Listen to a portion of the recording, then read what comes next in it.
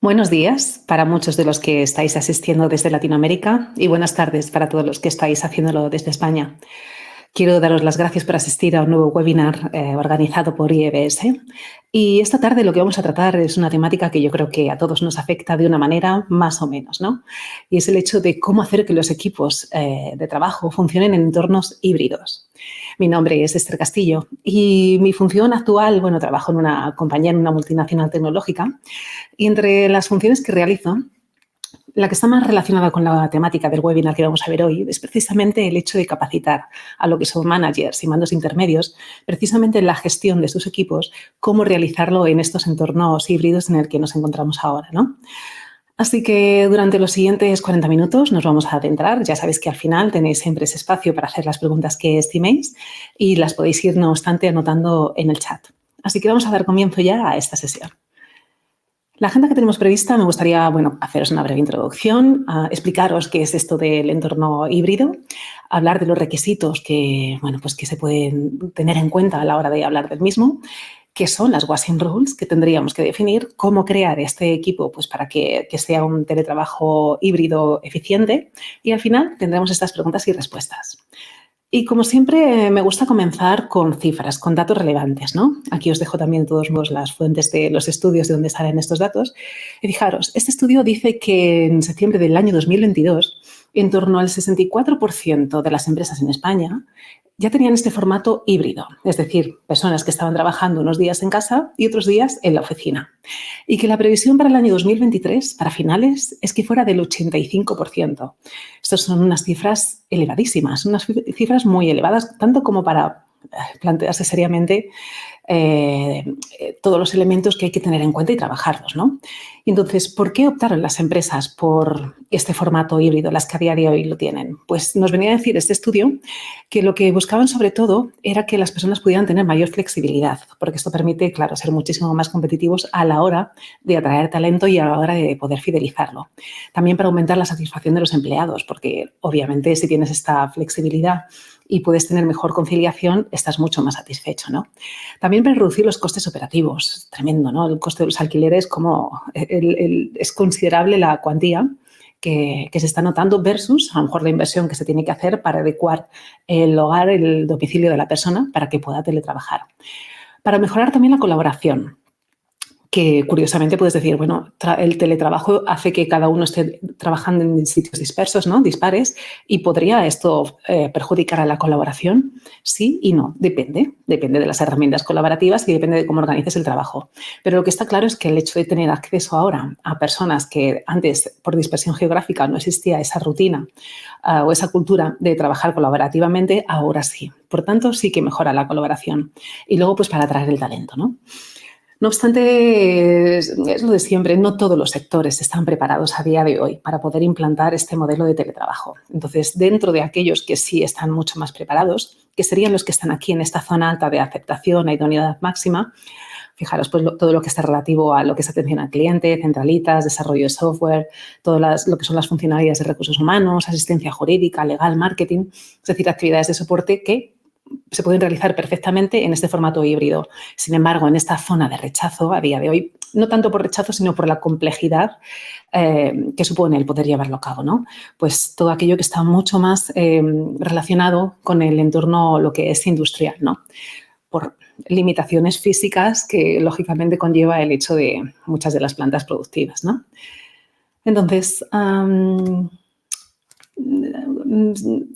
los datos más que los datos, los grandes bloques que hay que considerar, fijaros, cuando hablamos de lo que es el formato de este teletrabajo y el formato híbrido de trabajo, hay que tener en cuenta, en primer lugar, lo que son los espacios de oficina.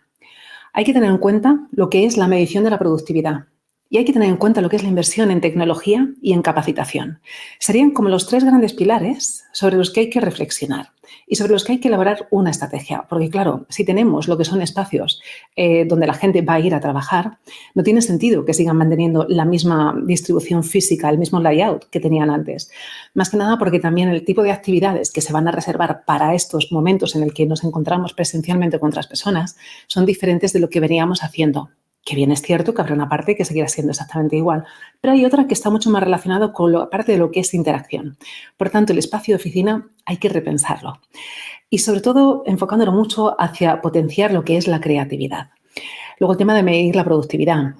Obviamente no hay que mirar hacia otro lado y hay una de las grandes preocupaciones que está frenando lo que es implantar este modelo de teletrabajo con este sistema híbrido es el hecho de cómo medimos esa productividad.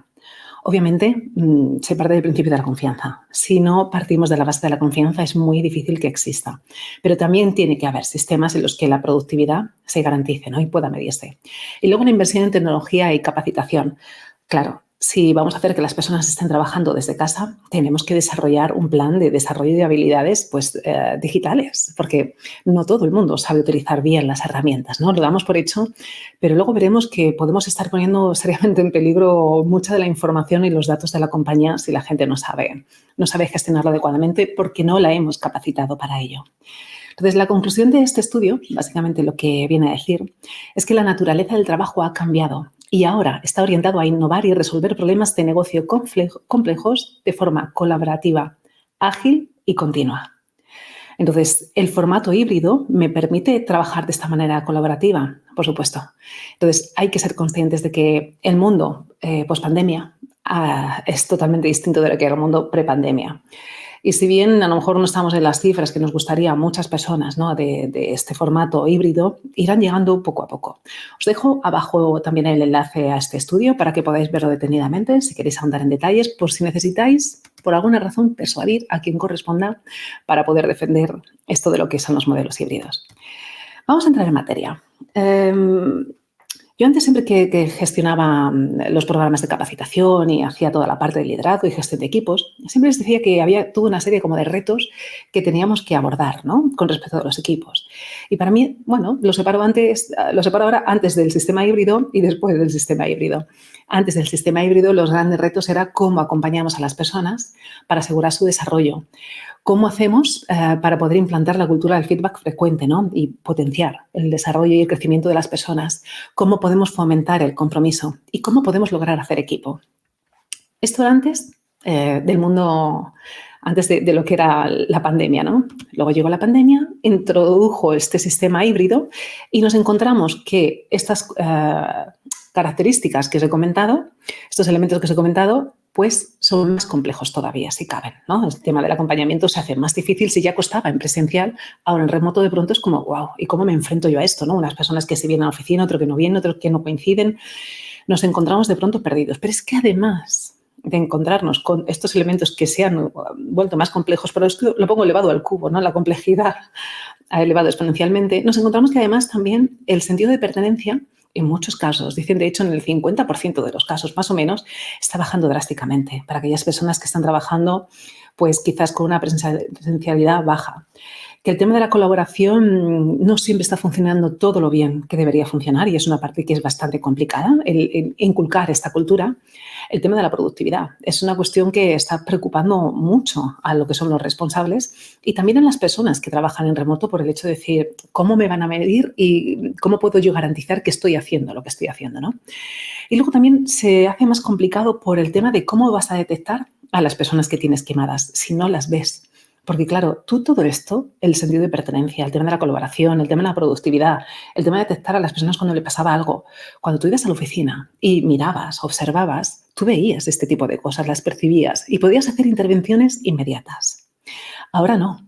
Tu capacidad a lo mejor para poder ver, detectar todo lo que está sucediendo, claro, se reduce muchísimo más, junto con todas estas variables anteriores que te comentaba de cómo puedo hacer para inculcar esta cultura del feedback frecuente, el compromiso, el cómo hacer equipo y el cómo hacer acompañamiento. Entonces, estamos en un momento difícil, muy difícil para todas aquellas personas que tienen que gestionar equipos y que tienen que lograr estabilizarlos. Entonces, si eres uno de ellos, solamente puedo decirte que si sientes que esta situación a veces te sobrepasa, es normal. No te sientas mal porque te diría que la mayoría de las personas están así ahora mismo. Ahora mismo se está haciendo mucho camino en torno a todo lo que es la gestión de los sistemas híbridos. Entonces, ¿qué ventajas tenemos a la hora de adoptar este formato? Obviamente, el tema de la flexibilidad horaria, esto es un indiscutible. El tema de la conciliación familiar, que puede ser una ventaja y, ojo, que también se puede convertir en una desventaja. ¿Por qué? Porque dicen que el mayor porcentaje de personas que están solicitando toda esta parte de lo que es el sistema híbrido, el poder trabajar más días desde casa, suelen ser mujeres, para poder conciliar más la vida personal por el tema de los niños. ¿Qué supone? Que cuando tú dejas de estar muchas veces presencialmente en la oficina frente a otras personas que sí están yendo y que allí se están tomando decisiones, claro, eso puede jugar en tu contra. Entonces, es muy importante que si estableces estos sistemas híbridos, garantices que aquellos que no tienen esa presencialidad o que no están presentes en ese tipo de momentos, oye, pues acordar mediante las Washing Rules, que luego veremos, de qué manera podemos incorporarlos en esas reuniones y tenerlos en cuenta. ¿Para qué? Para que no se queden desplazados, porque esto luego puede jugar en contra de lo que es el avance de la carrera profesional, ¿no? En no tener esa presencialidad en los momentos determinantes. Otra de las ventajas indiscutibles es la reducción de costes que está suponiendo para las compañías. El impacto medioambiental, bueno, a menos tráfico, obviamente mejoran sustancialmente lo que son las condiciones medioambientales. Reducción del estrés, aumento del bienestar, bueno, es tiempo que estamos ganando de vida. Entonces, si yo estoy ganando ese tiempo de desplazamiento, lo estoy ahorrando, quizás lo puedo estar invirtiendo en irme al gimnasio y estar practicando deporte o salir y dar un paseo, ¿no? Mayor diversidad e inclusión, obviamente, pues porque puedo contar con personas de otros puntos que a lo mejor antes ni me lo planteaba, ¿no? De otros países, de otras nacionalidades, con todo lo que la riqueza que ello aporta.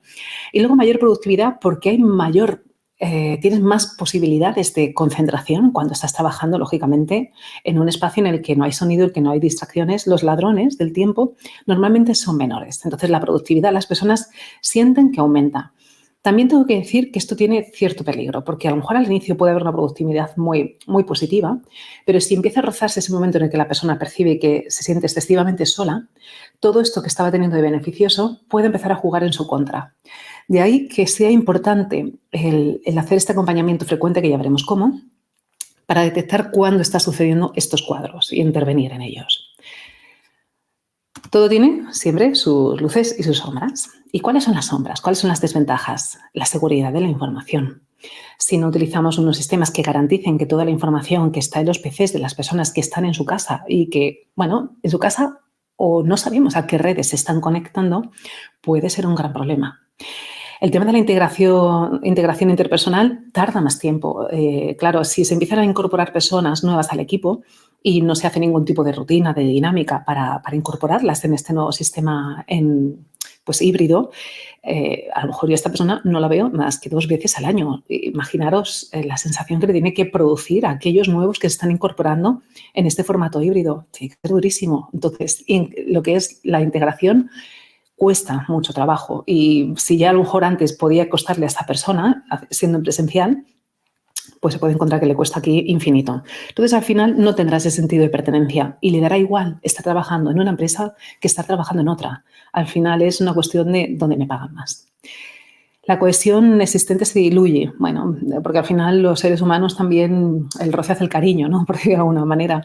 Entonces, si pasas mucho tiempo sin ver a la gente, si no coincides, pues eso al final lo que se había generado se va perdiendo. De ahí la importancia de todo el diseño de actividades en presencial, que luego os voy a contar que se pueden llevar a cabo para verse de vez en cuando. Faltas de herramientas o de soporte necesario, esto puede ser un problema, que pensamos que, bueno, pues oye, que con irme con el PC a casa ya está. No, no está. Hacen falta más cosas. Entonces, si no tengo ese resto de cosas, pues entonces no voy a poder estar haciendo el trabajo con todos los recursos necesarios, ¿no? para desempeñarlo adecuadamente.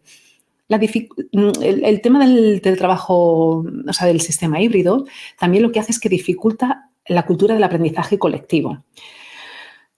Lo hace más complicado porque antes había mucha transmisión del conocimiento de boca a boca. Yo estaba sentado con una persona, tenía alguna duda, iba a preguntarle, podía haber reuniones espontáneas, me podía incorporar a ellas, oías cómo uno le contaba al otro y me iba enriqueciendo.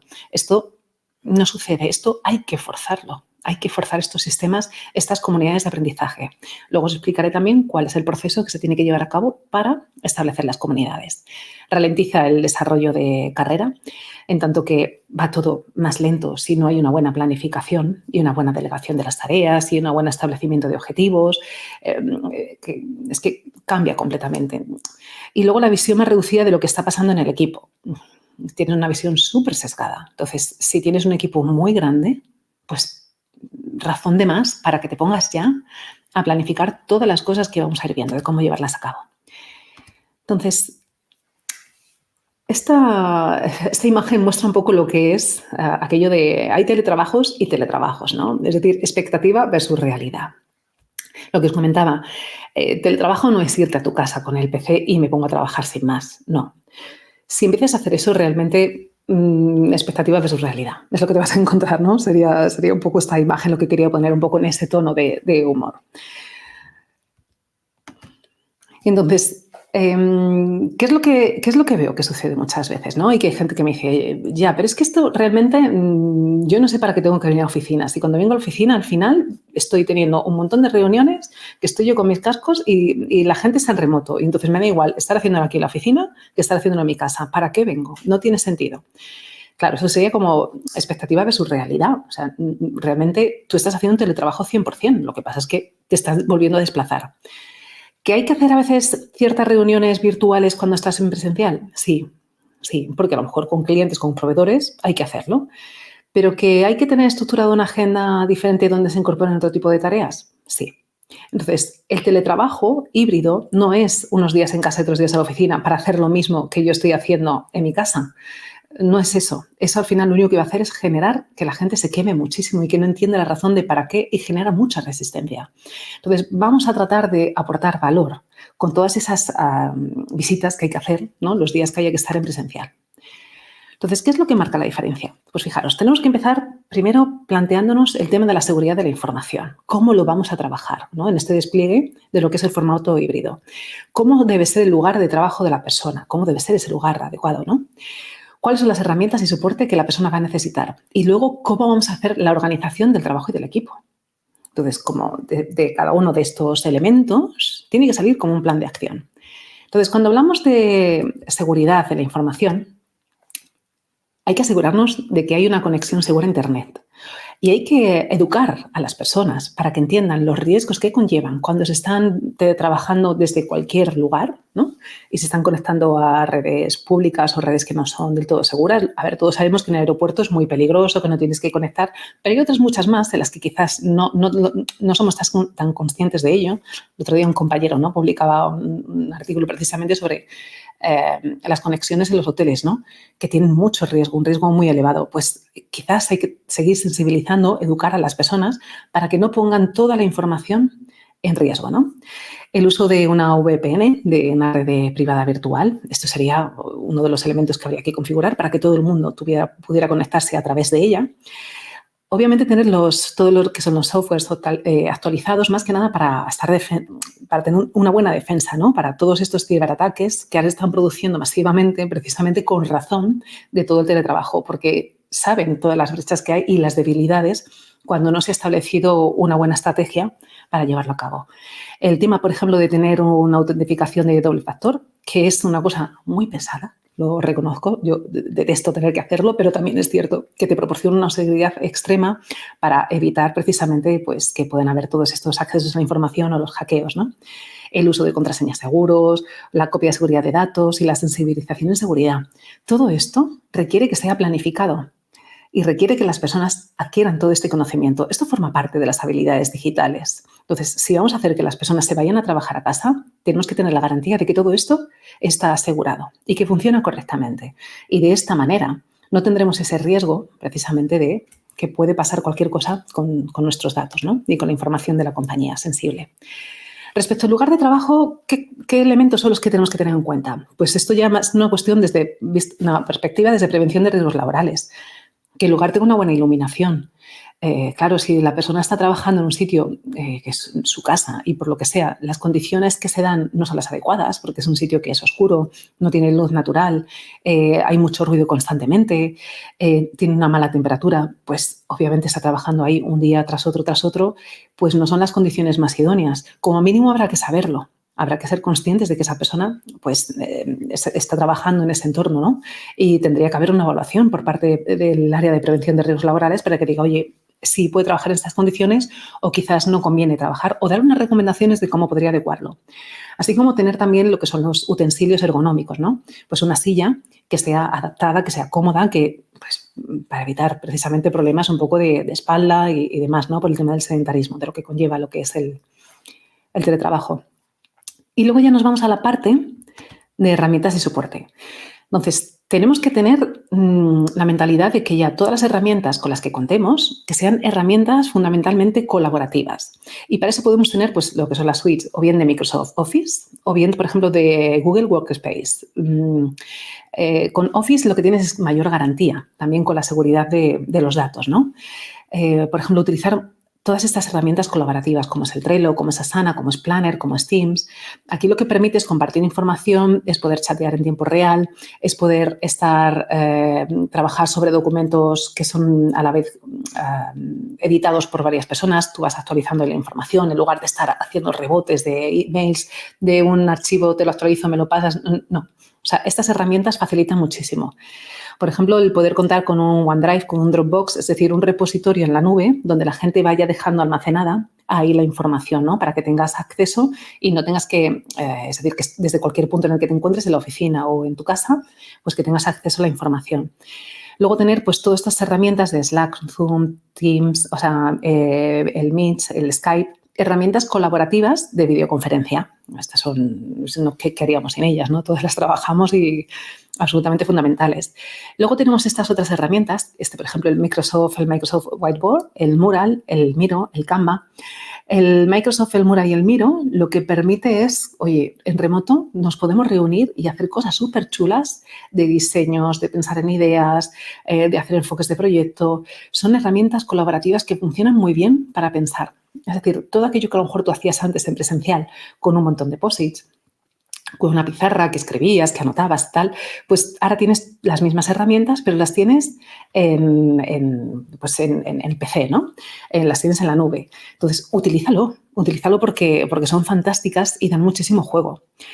Luego tenemos, por otro lado, el tema de qué tipo de software estás utilizando. Lógicamente, cuando empezamos a hablar ya de lo que son sistemas híbridos, empieza a haber teletrabajo, es infinitamente mucho más cómodo para todos que el software que estés utilizando esté en cloud, más que sea on-premise. Es decir, aparte de que abarata los costes, también el mantenimiento es mucho más sencillo y a las personas a la hora también del tema de proteger la información es cuando tienes a lo mejor cierta ausencia de los otros elementos que hemos estado viendo sobre la seguridad, pues tienes más garantías, ¿no?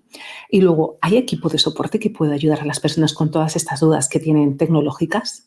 Con todas estas dudas sobre habilidades, con todos estos temas sobre seguridad de la información, sobre las herramientas, sobre soporte, ¿lo hay? Tiene que haber esta ayuda, esta guía, porque si no te puedes encontrar que al final, por muchas herramientas que pongas, si luego la gente no sabe usarlas, al final se quedará trabajando de una manera individual en mi casa y ese espíritu colectivo, pues lo estás perdiendo, ¿no? Colaborativo lo estás perdiendo. Entonces, el tema de las WASM Rules. ¿Qué es esto de las WASM Rules? Las WASM Rules corresponderían a esta parte de aquí de organización de trabajo y el equipo. Entonces, las WASM Rules son como esta etiqueta que todos tenemos aquí en la ropa, ¿no? Aquí te ponen las instrucciones de lavado. ¿Y qué significa? Pues que esta prenda, por ejemplo, yo antes de meterla en la lavadora, lógicamente me voy a mirar la etiqueta, a ver qué es lo que pone. No voy a hacer que la líe. Y si la pongo a 60 grados y luego la meto en secadora, pues me va a salir una ropita pues para la Barbie, ¿no? Entonces, tú te lo lees para decir, vale, ¿cuáles son las instrucciones de uso?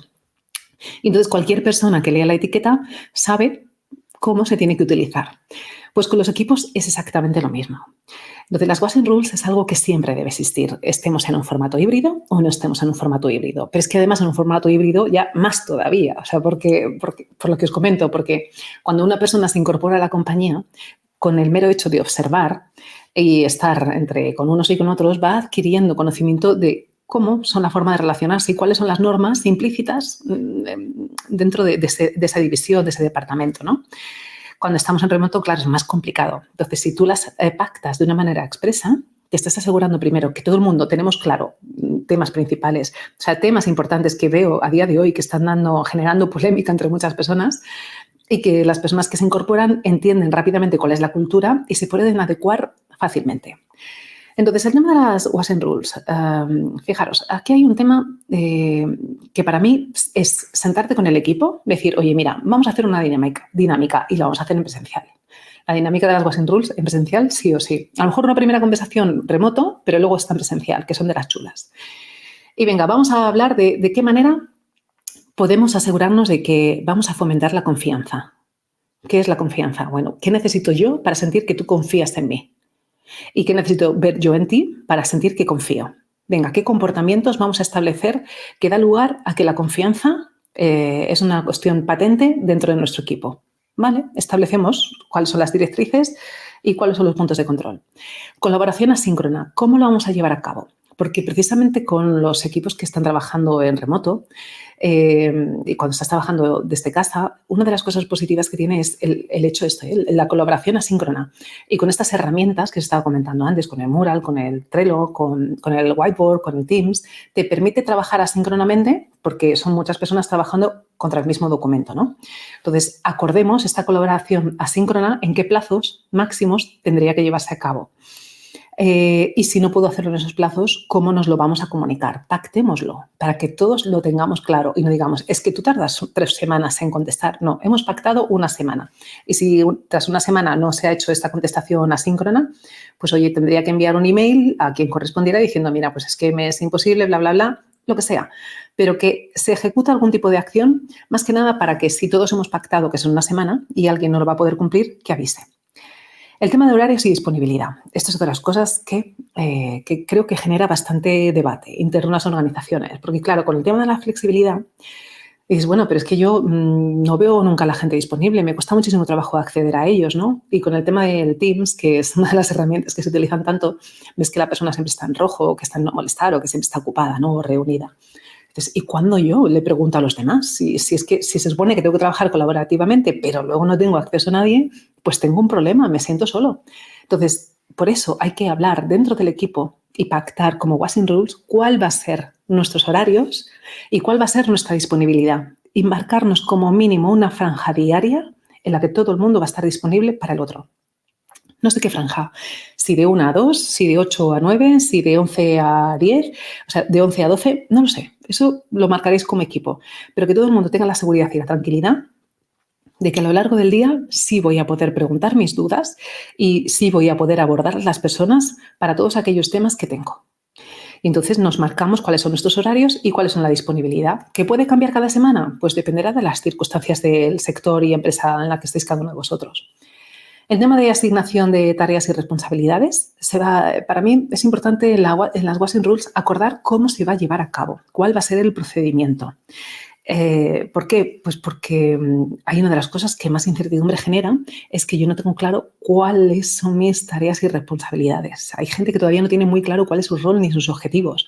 Entonces, acordarlo, decir, oye, semanalmente, quincenalmente, mensualmente, revisamos cuáles son estas tareas y las responsabilidades para asegurarnos que todos lo tenemos claro.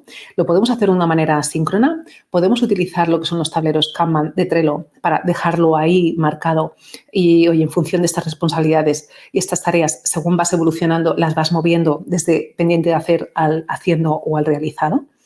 Fijaros que estas herramientas colaborativas y estos tableros Kanban nos ayudan mucho a trabajar estas WASM Rules y hacer un buen seguimiento.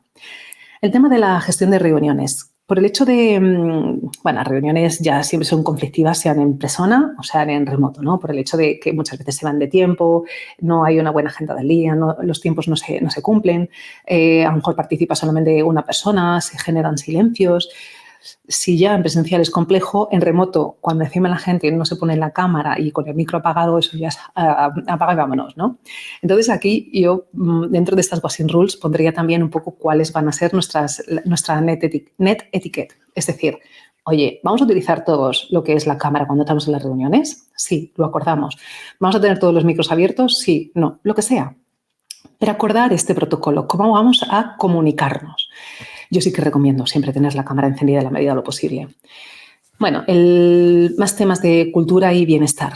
¿Cómo vamos a lograr fomentar esa cultura que siga viva y el poder mantener este nivel de bienestar que teníamos dentro del equipo? Pues entonces acordaremos si vamos a hacer cafés virtuales, si vamos a hacer encuentros personales y si hacemos encuentros personales de qué tipo y cómo vamos a fomentar esta cultura y este bienestar mediante estos encuentros virtuales o presenciales. Luego también el tema del uso de las herramientas, que bien puede ser el correo electrónico, bien puede ser la mensajería instantánea. ¿Por qué? Porque esto también da mucho juego. Hay mucha gente que dice, claro, es que yo he escrito un correo y es que esperan que le contesten en el momento. O sea, me han escrito un correo y esperan que se lo contesten en el momento. Y para mí el correo es una cuestión que tú lo recibes y ya lo contestarás cuando a ti te parece. Claro, esto es un problema. Con el tema del chat, en Teams, por ejemplo, o en Slack, pasa igual. Claro, tú escribes y esperas que el otro te conteste instantáneamente.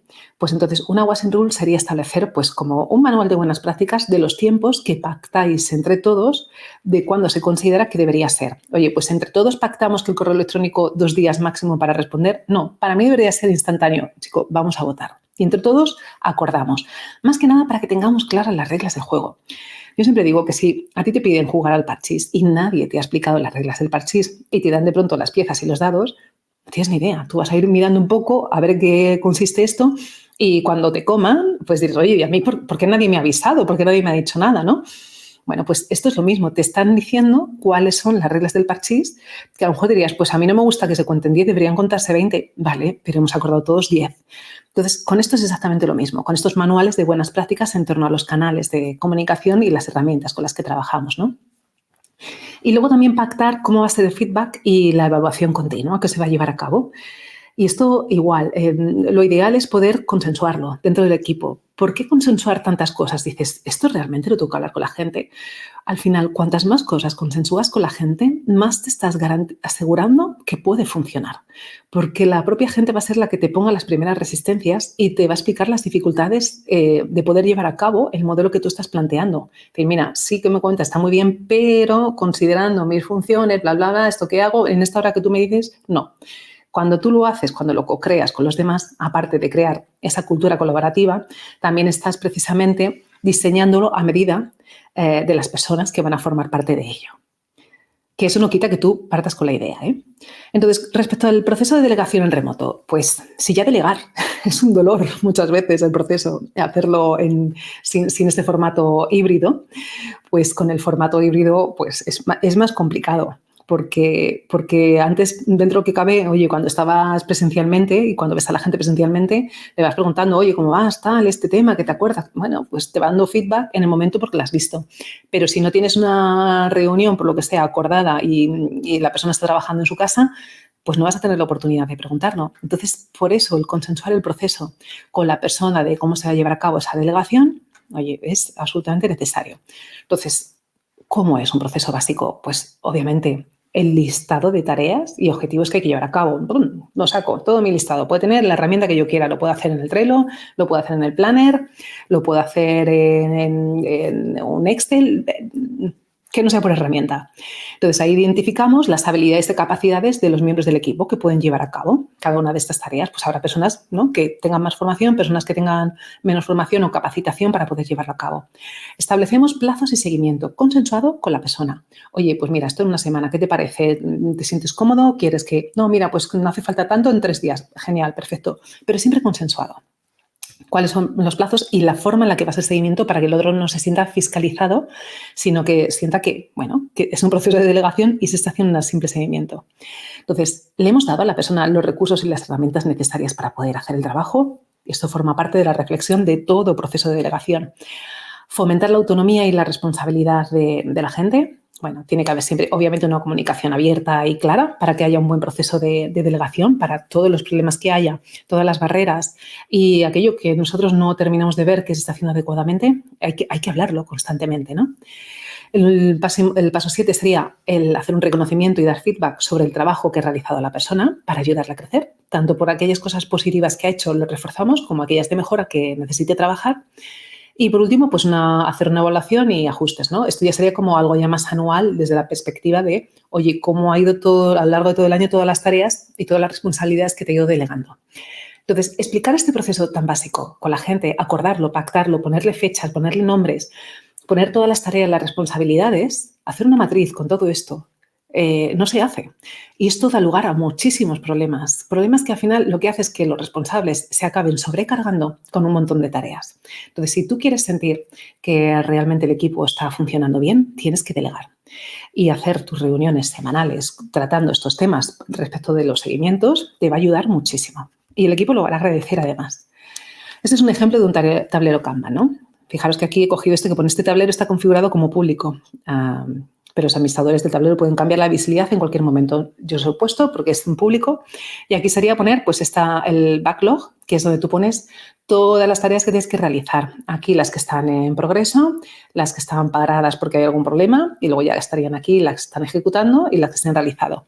Entonces, es que es tan útil, pero para cualquier proyecto, cualquier trabajo que tiene que hacer la gente que está trabajando en equipo, da una visibilidad extraordinaria. Y además es una herramienta gratuita, Trello. Luego tiene versión de pago, ¿no? Y luego, igual, también nos tenemos que ir a la importancia de establecer ese proceso de forzar el aprendizaje continuo para que no haya un sentimiento de pérdida, es decir, es que desde que ya tenemos este formato híbrido, yo siento que ya no puedo contar con el apoyo o el aprendizaje que antes tenía cuando podía estar al lado de otras personas que sabían más que yo.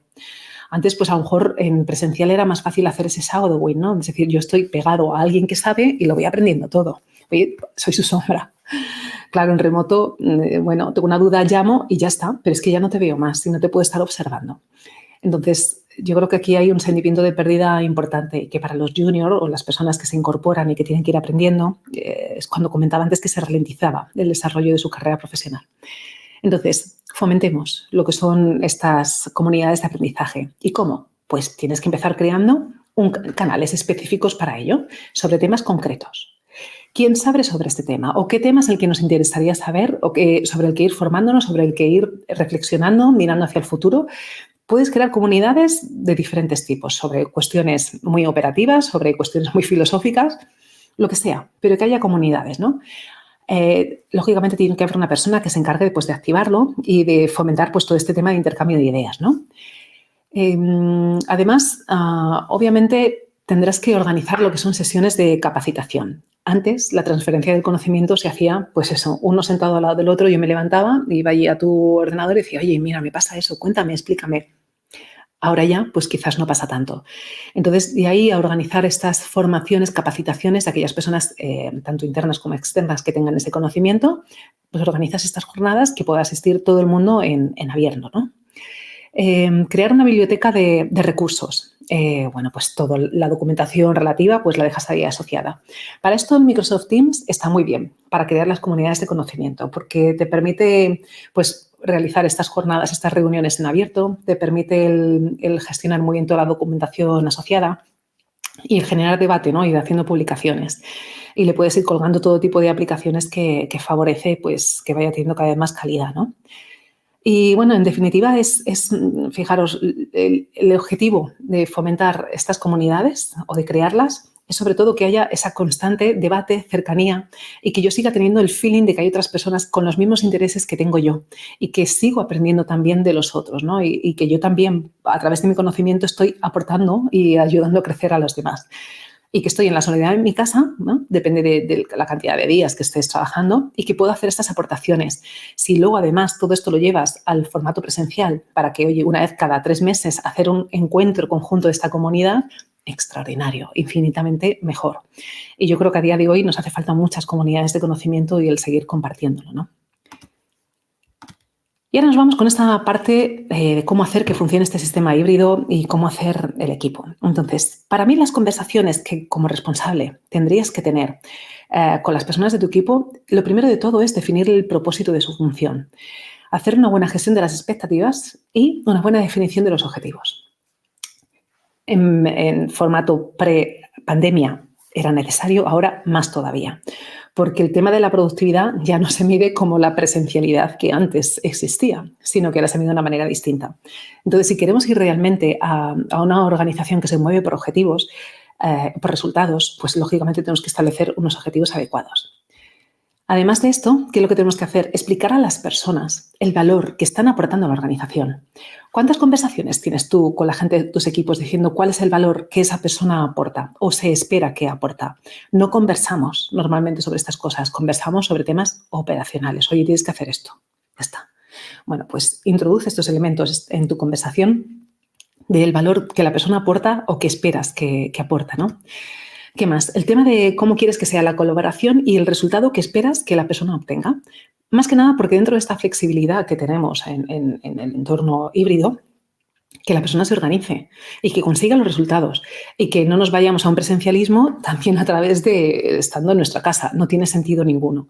Entonces, tenemos que empezar a pensar en nuestras conversaciones respecto al resultado que queremos que la persona logre.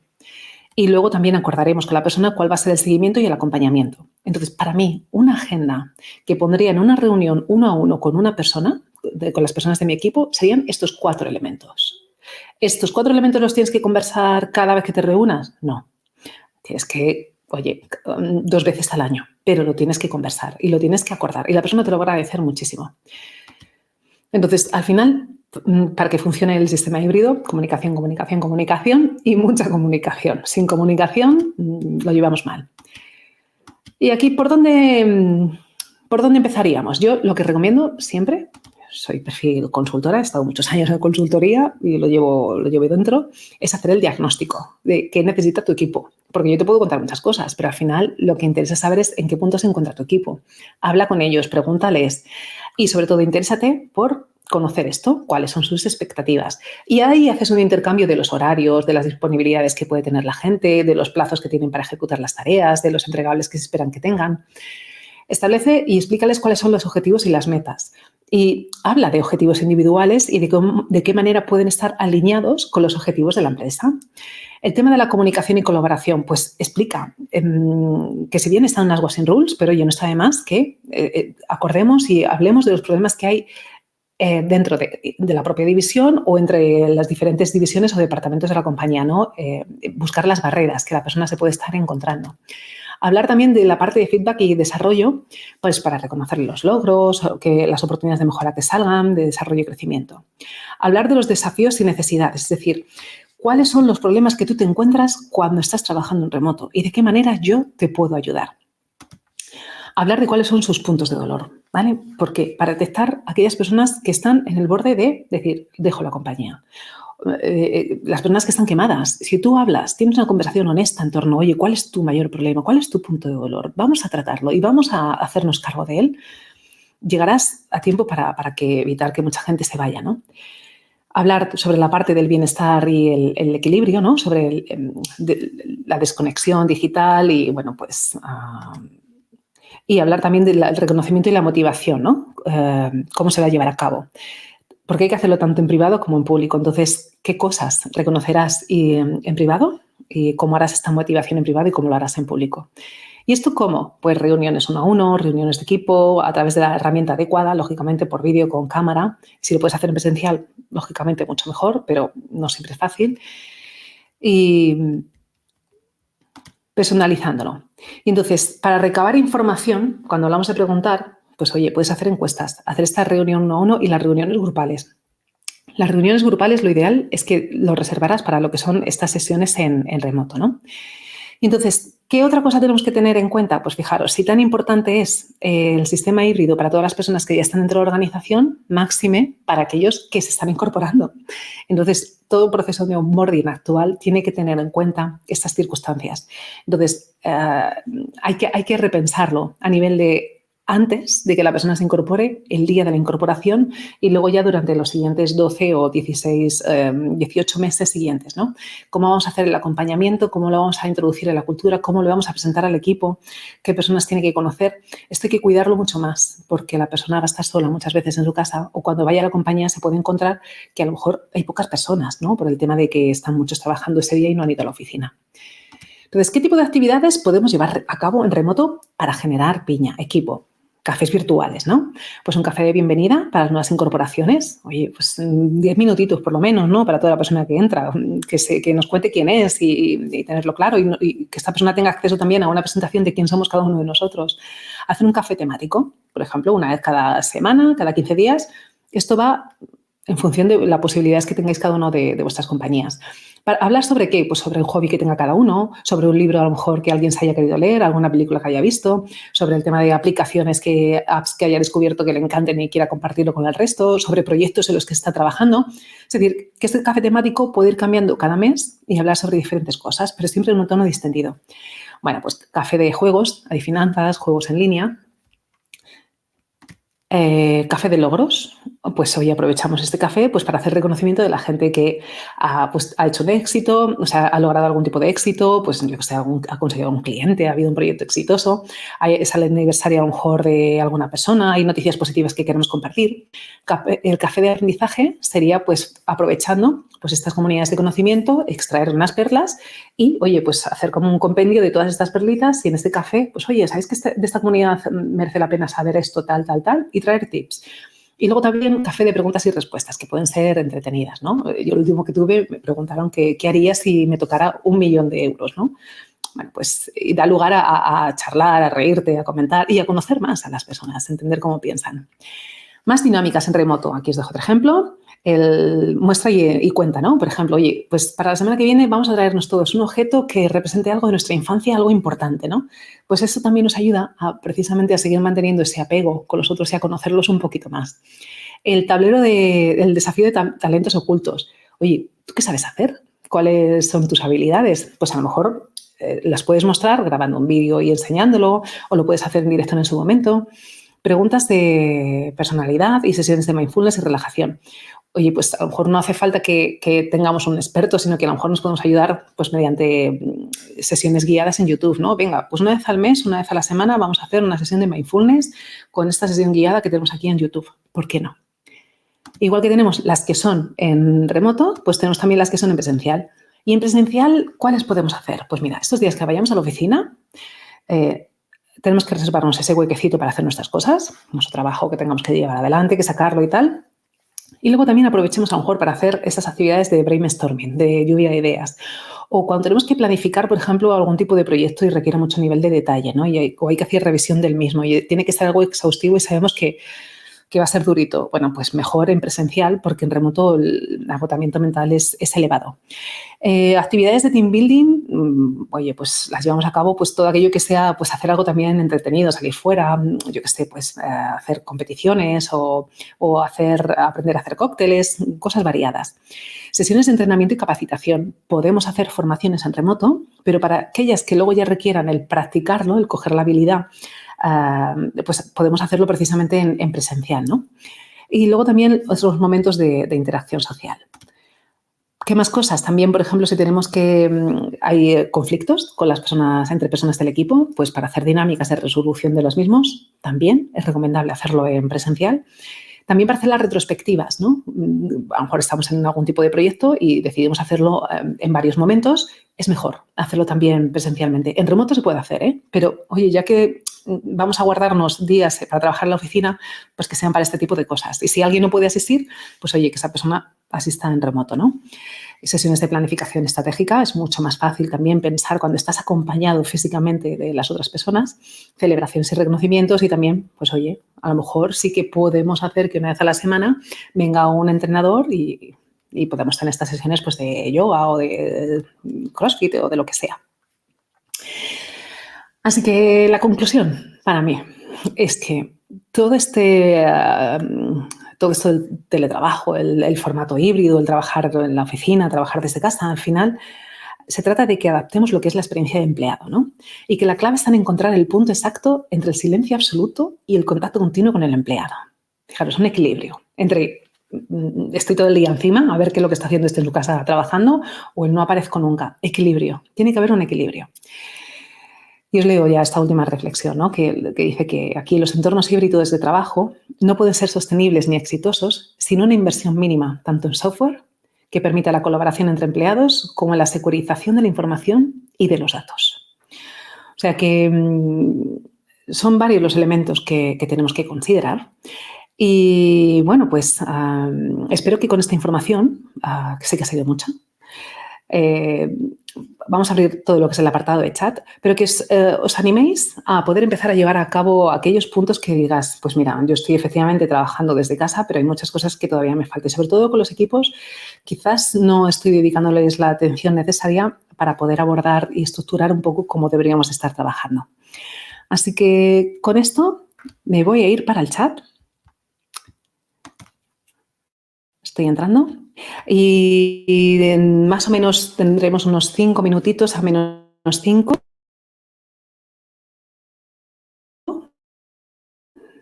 Iríamos terminando.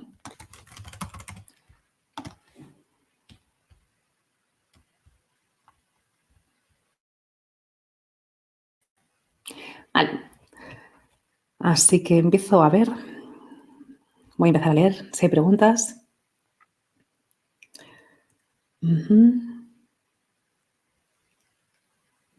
A ver, es verdad que sobre cualquier tema hay un montón de matices a tener en cuenta, pero me quedo con una frase que me ha hecho reflexionar. Se trata de añadir valor espectacular, tal cual, tal cual. No se trata simplemente de ser operativo, sino de cómo puedo añadir el valor y tener conversaciones, porque cuando tú piensas en cómo puedo aportar valor o cómo añado valor, de ahí sale un plan de acción. Es que cambia completamente la perspectiva. Entonces, todas las conversaciones para mí deberían de ir por ahí, cómo aportar valor. Vale, ¿es necesario hacer contratos bajo este esquema híbrido o se tiene que respetar los contratos donde los colaboradores tienen que estar presencial? Cuando existe una presencialidad, ahora mismo no recuerdo, la parte jurídica no la llevo, pero sí que cuando hay un porcentaje de jornada superior a X días que se está haciendo en remoto, sí que tiene que haber un anexo al contrato en el que estableces que te acoges a este formato de teletrabajo. O sea, en España por lo menos sí que hay una parte de regulación. Víctor dice, Esther, gracias por tu gran exposición. En base a tu experiencia, ¿algún KPI de seguimiento de trabajo híbrido en empresa tecnológica, área de producción, seguimiento de trabajo híbrido? Es que esto es muy amplio. Claro, es que para mí los KPIs de seguimiento de trabajo, pues al final es en función de los procesos. Entonces, ¿cuáles son los procesos que tienen que llevar a cabo las personas? ¿Cuáles son los resultados? Y en función de los resultados se establecen los KPIs. En empresa tecnológica, me imagino que vamos por la parte de lo que son la implantación de los proyectos, lo que son los hitos, las desviaciones, los arranques. Yo lo iría midiendo por ahí al final. Es decir, sobre todo controlar mucho el tema de la desviación de los desarrollos, más que nada porque es aquí donde las personas aportan valor y porque es cómo se van a poder organizar su trabajo para poder conseguir llegar a estos hitos que se van estableciendo en los proyectos con los clientes. Muy interesante. ¿Habría mucha diferencia para un trabajo en formato full remote? O sea, en trabajo 100%. No habría mucha diferencia. Sí es cierto que pierdes la parte de esas actividades que haces en presencial. Ahí sí se pierde. Pero yo en mi caso, en mi compañía hay mucha gente que está 100% remoto y es sin problema. Lo que pasa es que tienes que hacer como fomentar más cafés virtuales para trabajar toda esa parte. Dicen, en mi caso, tenemos el equipo casi a full remote. Queremos que vengan a la oficina al menos una vez cada 15 días. La mayoría son perfiles de IT y no acabamos de ver la manera en que es engancharlos para que vengan ese breve porcentaje. Ya, cuesta trabajo argumentarlo. Tienen que ver el beneficio realmente. Y entonces todas estas actividades que ya os digo, que son como más colaborativas, que son de reflexión, que son de pensar, que son de diseñar, que son de crear, y que al final esto también hace que sea divertido y que le das un punto diferencial, hacen que la gente sí que quiera ir. No obstante, también os digo que si son personas que tienen firmado el acuerdo de 100% teletrabajo, ya queda a su libre disposición, es decir, no se les puede obligar. Pero sí que hay que tratar de ponerles este punto diferencial y preguntarles, como siempre, a cada una de las personas, a ti, ¿bajo qué circunstancias sí te apetecería venir cada 15 días a la oficina? Y os puede sorprender que a lo mejor cada persona tiene una petición diferente y de ahí se os puede ocurrir algo. Vale. ¿Qué podemos hacer si nuestro jefe no lidera el equipo y no aparece nunca? Solo le gusta dar indicaciones y poco apoyo diario. Pues tenéis un poco un problema. Entonces, en este caso, ¿qué hacer? Si solo le gusta dar indicaciones y poco apoyo diario, Bueno, yo lo que haría sería pedirle que como mínimo gestionara a través de un tablero Kanban el que sea colaborativo y poner ahí vosotros pues todas las actividades, todas las tareas que tenéis que llevar a cabo y que haya una de las pilas que se llame precisamente pues aquello que está como bloqueado, ¿no? ¿Para qué? Pues para, oye, necesitamos de tu ayuda en todos estos temas y tenemos este cuello de botella y entonces si no estás un poquito más con nosotros o no te pasas un poco más por aquí, no vamos a poder seguir avanzando y seguir trabajando. Entonces, de esta manera, la persona, este jefe, va a poder tener la visión de qué es lo que está pasando dentro del equipo y va a poder darse cuenta de que necesita pues, tener a lo mejor más presencialidad. No obstante, yo también os diría que le propusierais qué es lo que necesitáis de él. Igual que él os pide, decir, oye, mira, para poder trabajar nosotros mejor, para poder aportar este valor y poder conseguir los resultados, necesitaríamos de ti esto otro, este tipo de pues, más presencialidad. A ver qué pasa. Y por aquí dicen excelente información. ¿Cómo podemos movilizar la cultura de personas que tienen dolores profundos y que por consiguiente les cuesta confiar y generar confianza? Claro, es que aquí esto requiere entender el porqué, ¿no? Dolores profundos. Que puede ser por muchísimas causas, pero sí que es verdad que el tema de la confianza, como dice Ale Rovira, es binaria, está o no está. Y una vez tú te has cargado la confianza, la has perdido, es muy difícil volver a recuperarla. Entonces, como antes comentaba, hablar con la persona es decir, bajo qué circunstancias podrías volver a confiar, qué necesitas para confiar de nuevo. Y desde ahí, pues ver qué sale, ¿no?